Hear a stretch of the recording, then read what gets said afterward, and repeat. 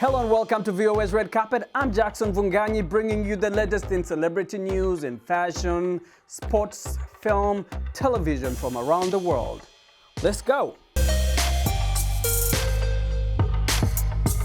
And we begin with the opening of a new momentous film studio by none other than actor, producer, and director extraordinaire Tyler Perry. This makes Tyler Perry the first Black American to own a major film studio. The grand opening of the Atlanta Film Complex Studios was attended by fellow entertainment industry luminaries, including Oprah Winfrey. I think it's pivotal in everything that we've done, everything that we're doing to continue to try to motivate and inspire people. So it's so important that I just continue to do that. And to put this in context, Tyler Perry Studios is larger than the Burbank, California studio lots owned by major companies like Warner Brothers, Paramount, and Walter Disney Studios combined. Oprah Winfrey says that Tyler Perry, who was once homeless, is a force to be reckoned with. It means that here's a person who did it his way. He didn't wait for other people to validate or to say, you should go this way or that way. He said, I'm going to create my own way. And actor Samuel L. Jackson pointed to Tyler Perry's vision as the key to his ascent. This is more about Tyler, the entrepreneur, the visionary, a guy who understands that ownership means that you can do what you want. The 330-acre Tyler Perry Studios sits on what was once a Confederate Army base and has 12 sound stages, each named after a famous Black actor or actress. And some good news for Nigeria when it comes to the world of film. Just about a year ago, Netflix debuted Lionheart. It made history then, becoming the first Netflix original film to come out of Nigeria's colossal film industry.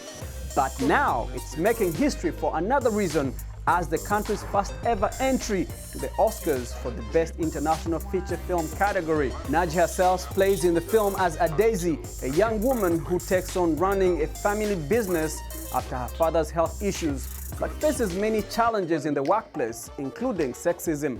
Other submissions from the continent for Best International Feature Film include Running Against the Wind from Ethiopia, Azali from Ghana, Subira from Kenya, and Atlantics from Senegal.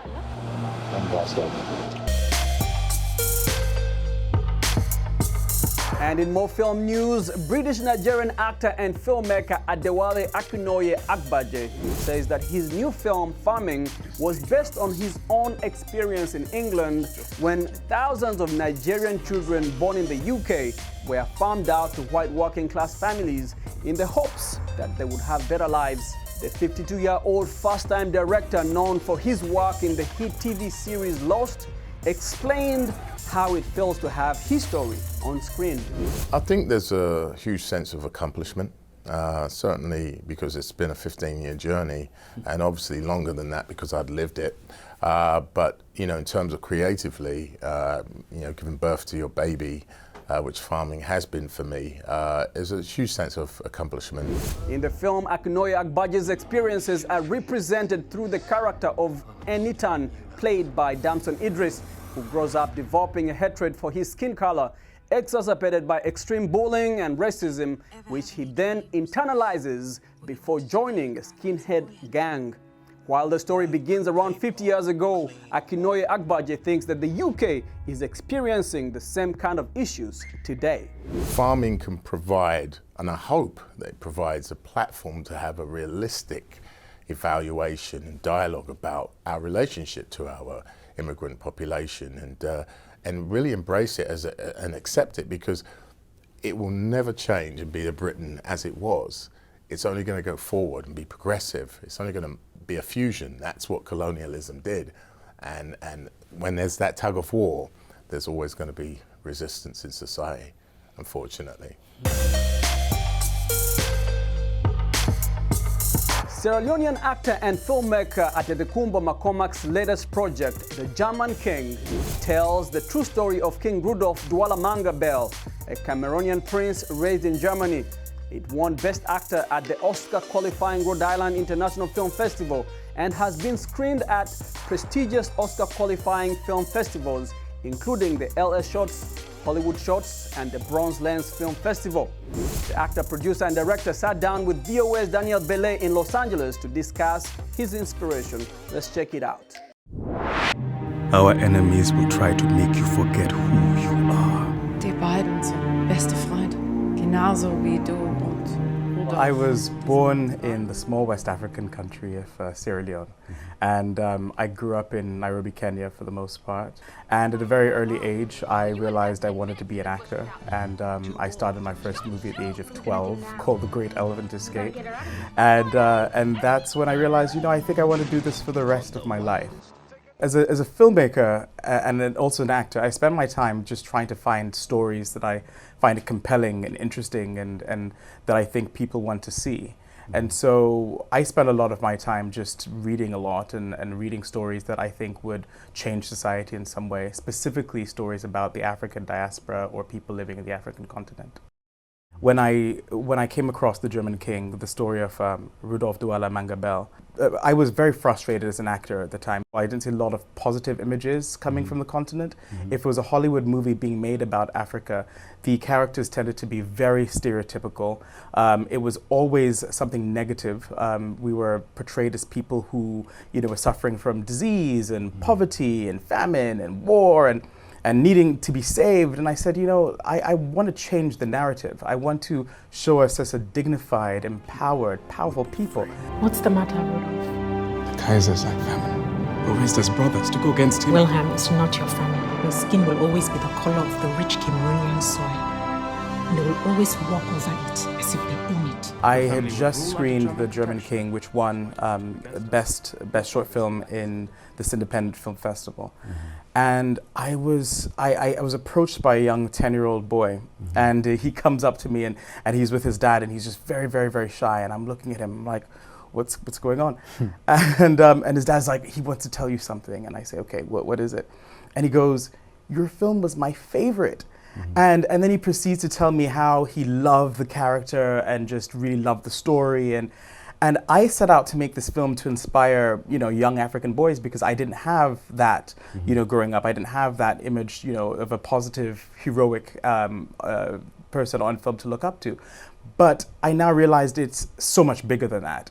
To be able to inspire not just young boys, but young girls, black, white, Asian, just old, younger. That's why we're storytellers, to inspire everybody and tell a story that everyone can relate to and can empathize with. Würde das dir gefallen? Yes, sir. I serve at the pleasure of the Kaiser. So as you may have heard, Twilight star Robert Pattinson is the new Batman. And now there are talks of who may take the role of Catwoman in the superhero film. And it looks like there are currently 5 contenders. Black Panther star Lupita Nyong'o, Thor Ragnarok star Tessa Thompson, Beauty and the Beast star Gugu Mbatha-Raw, Dark Phoenix star Alexandra Shipp, and Dear White People star Logan Browning, all on the shortlist for the role of Selina Kyle, aka Catwoman. So who do you think should be cast for this role? Let us know. And in more Batman news, the movie about Batman's arch-nemesis, the Joker. VOA's Penelope Pulu spoke with film professor May Santiago on the message of the film. However, Arthur is trying to live up to his mother's belief that he was born to spread laughter in the world, an expectation that feeds into his delusions of grandeur. But after he gets mocked and kicked one time too many, he fires the gun that opportunity puts in his hands. His transformation to the menacing Joker has begun. Is George Mason University film professor May Santiago. She calls Warner Brothers Studio and filmmaker Todd Phillips' decision to make such a film irresponsible after a slew of mass shootings in the country by men exhibiting behaviors similar to that of the Joker. We're a traumatized society, and you're really going to throw in a blockbuster film, a film with millions, hundreds of millions dollars behind it. I'm sorry, but no, it's not that easy. And with one of the most iconic characters in the cultural lexicon, you don't get away with it that easy. Movie theaters around the country have increased security and banned masks from being worn by moviegoers. The Los Angeles Police Department is aware of the historical significance and the public concern around the premiere of The Joker.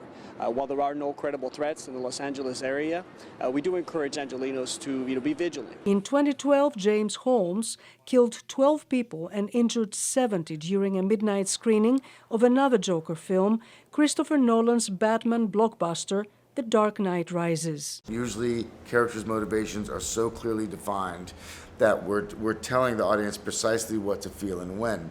And what I like about this movie is it's really up to interpretation. Art shouldn't be made in a vacuum. May Santiago says we should hold art accountable to our social values. It's been less than a month since our last match. We should be defensive. We have to be defensive. Penelope Pulu, VOA News, Washington. Just smile. And sports and entertainment will come together in a new show inspired by soccer star Lionel Messi, premiering in Barcelona, Spain.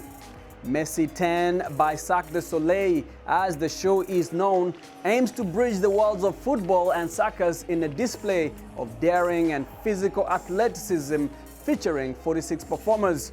The Argentina star said that it was crazy and incredible that a show had been created to honor his achievements. The Canadian theatre company plans to tour the world with the production in 2020. And we'll end our show with a special video starring the UK royals, Prince William, Prince Harry, and the Duchess of Cambridge and Sussex, who have narrated a short film to support the mental health campaign Every Mind Matters that was launched recently by Public Health England in partnership with the National Health Service. Written by filmmaker Richard Curtis and directed by photographer Rankin, the public service announcement features a range of people whose lives have been affected by poor mental health, including film stars Gillian Anderson and Glenn Close. Let's take a look. Every Mind Matters will show you simple ways to look after your mental health. It'll get you started with a free online plan designed to help you deal with stress, boost your mood, improve your sleep, and feel more in control.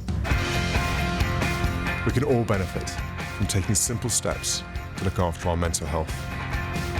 Every mind matters. We're in this together. Come on. And thanks for watching VOA's Red Carpet. I'm Jackson Vunganyi. For more entertainment news, remember to check us out at voanews.com, on Facebook, Instagram, and YouTube. Until next time, goodbye everyone.